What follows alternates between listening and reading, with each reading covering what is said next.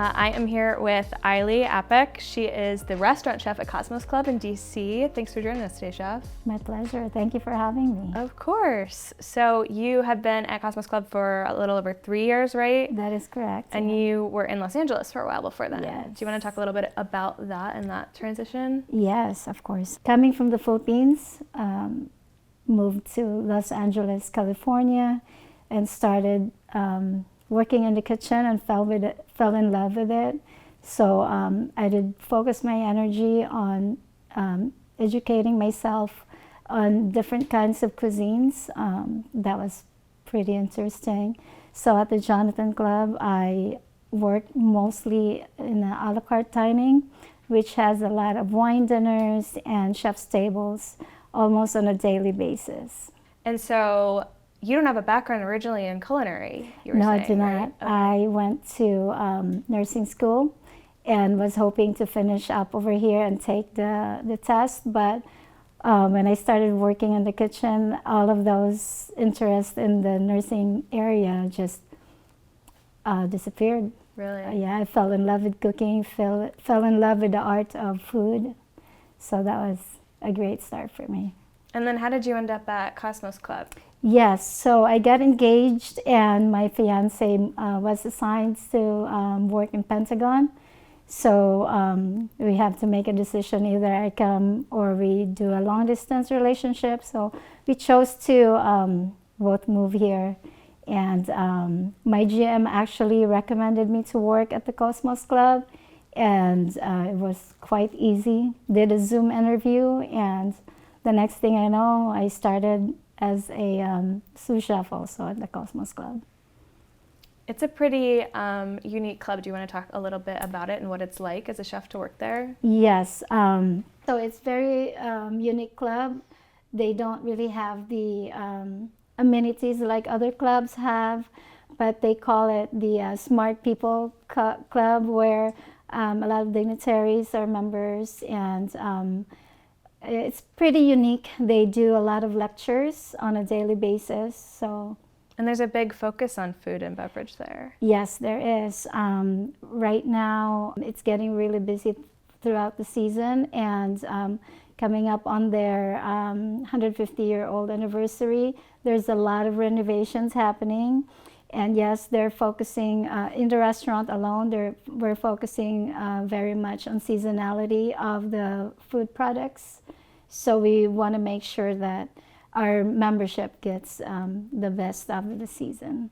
And you have a culinary garden there as well? Yes. So last year we started an indoor garden, and the past 2 years I also did a rooftop garden to grow all the herbs that we need and edible flowers that's needed to garnish all our plates. What are you growing in the indoor garden? The indoor garden, there's edible flowers, and we also start like tomatoes or peppers inside to grow, and then we transfer it outside in the rooftop during summer. Okay, got it. And you work pretty closely, I know, with your banquet chef at the club, Yaya Rodriguez, Yes. to sort of ensure that you're communicating what you have and your menus to each other. Yes. Can you talk a little bit about that relationship? Absolutely. It is very great working with a chef that is very open as well, and we have a very good collaborative efforts. We share and utilize our products very closely so we can meet our budget, and it does help a lot. How do you think having such a unique sort of identity as a club and such a long history as a club impacts the menus and what members expect from food and beverage? Yeah, so coming from Los Angeles actually really opened up my eyes to very fresh products. So I tried to still bring those like availability that is abundant in California, which is a little bit more of a struggle considering that the weather is different. But we try to make sure that our menu is curated to the available fresh products versus bringing in frozen items. So a lot of that is why we did the indoor and the outdoor gardens to help with that. Is there anything else new that you're hoping to grow this year or next year? Yes, definitely. I was thinking of a lot more cucumbers in the summer and just have it started sprouting in the indoor garden and bring it outside. We did a lot of peppers this season, and we actually already pickled them and garnish it on our dishes. And you change your menus often, right? Yes. So we have our core menu, which is the seasonal menu. And we have this weekly menu also that we need to create every week. And that's when the collaboration with the banquet chef comes in, where we talk about what products we can cross-utilize to make it more efficient for budgeting and for the club itself.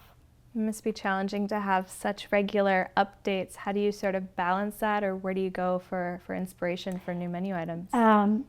Lots of books. I actually go on the internet a lot. Instagram helps me get inspiration. I follow a lot of the chefs and get like ideas from what they're doing, and just kind of incorporate that to my weekly menu and literally just make it my own. So if I get an ingredient or an idea and start writing it down, I have a few days to kind of R&D, and the next thing you know, it's live on Monday. Is there anything on the menu right now or coming up that you're excited about? Yeah, so we did this smoke. Well, this week we did, for the sandwich of the week, we did a smoked brisket that we smoked for 14 hours. So it is very good, tender meat product. And I also was working, before I left DC, I was working on a Korean marinade for a beef bao ban. So I would like to have that for next week's special. And that's something new that you're trying? Yes. Okay, nice. What is it like in terms of training with your staff when you have such regular menu updates? That must be challenging. To be honest, at first it was very challenging. The fact that not everyone is familiar with the products and the spices that I'm bringing in, but 3 years later they're a little bit more open, and I do ask a lot of ideas from the team, so they get more excited to execute the menus on a weekly basis. So the team has a lot of collaborative efforts also to create the menu. So I write it in, ask questions with my team or ideas, and then they input theirs. And it's a lot more easier execution if the team has ideas that's inputted there. That's awesome. Well, Yeah. Thank you so much for joining us today, Chef. Thank you.